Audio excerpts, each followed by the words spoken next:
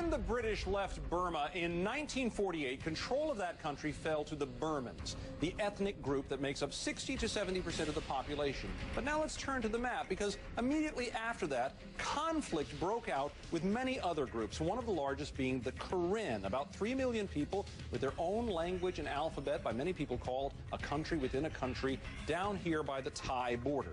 It has been called the longest-running civil war in the world, but in the past few years, the military junta that runs Myanmar has turned to increasingly brutal tactics against the Karen. CNN international correspondent Dan Rivers has visited the Karen region several times. He joins us from Islamabad, where he's covering the elections in Pakistan. And in San Diego, Dustin Kinney, who got together a group of friends and decided to make a documentary on this hidden war. Dustin, exactly what is happening as the authorities there have cracked down on the Karen? Well, over the past few years, after Britain left Burma, they left it between these ethnic groups to just basically annihilate each other. So you have the Burmese, like you said, the longest or the biggest population, took over the central government and told the other ethnic groups, including the Karen people, if you want your freedom, you're going to have to fight for it because we're going to kill all of you. And they've been doing that systematically over the past few decades. And the Karen are losing the war. The tactics are pretty astonishing. Let's take a look at these very quickly. Forced labor is very widespread. There are about 70,000 child soldiers involved in this on the entire dispute.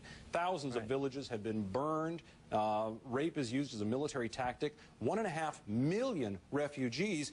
Dan, one of the questions here, though, is also geographically where the Karen are. Not only do they represent a political force that the government doesn't like, but they're also clustered around a river where there's hydroelectric power to be taken. They're around forests, all sorts of things that the government wants economic access and control. Absolutely, yeah. They sit on this river that we journeyed up when we visited one of the villages on the border. It was pretty shocking, it must be said, when we visited there. There was a small collection of bamboo huts with, I guess, about a couple of thousand people living there. A lot of them in incredible suffering, incredible poverty. There were a lot of people there suffering from malaria, malnutrition. We saw landmine victims. The Myanmar army has set landmines across a lot of the territory there.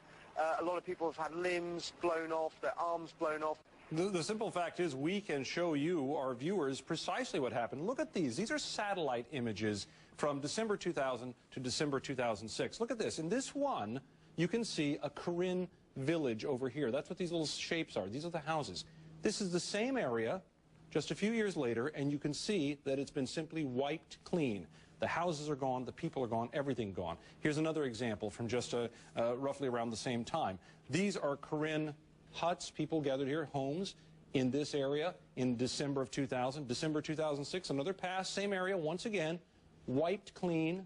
There's no sign of those people still living there because of precisely what Dan was describing there. And now, look at this, on the Thailand side, where many of these refugees go. This was a refugee camp in November of 2002. It's a little small compound here, not that big. Same camp, February 2005, 3 years later. Look at this. Hard to make them out, but hundreds and hundreds and hundreds of dwellings here and roads cutting all through it. Enormous swelling of the refugees running from this place. Dustin, is there really any place for these people to run to? It seems like there's not. I mean, up until about 6 years ago, Thailand cut off the border to Burma. They actually said no more refugees. As a country, they just couldn't take any more of these. So now those people that are coming into these refugee camps are having to sneak over. So there isn't this comfortable place for them to come. For them to get any kind of safety, they have to escape. And I visited these refugee camps, just like you've mentioned. There are thousands of people there. There are some people that have lived in these refugee camps for their whole life. This war has been going on for almost 60 years.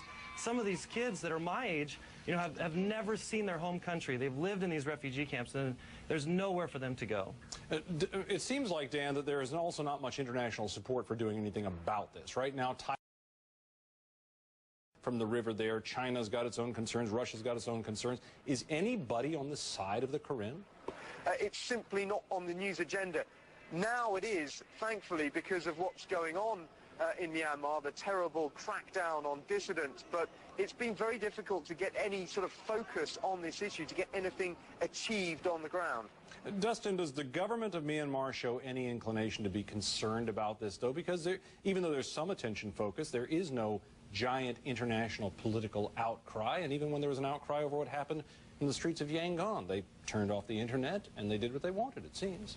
Exactly. That's what they've done for the last 60 years. When there was a last uprising was in 1988, and at that time, you know, widespread internet or access like that, like we have now.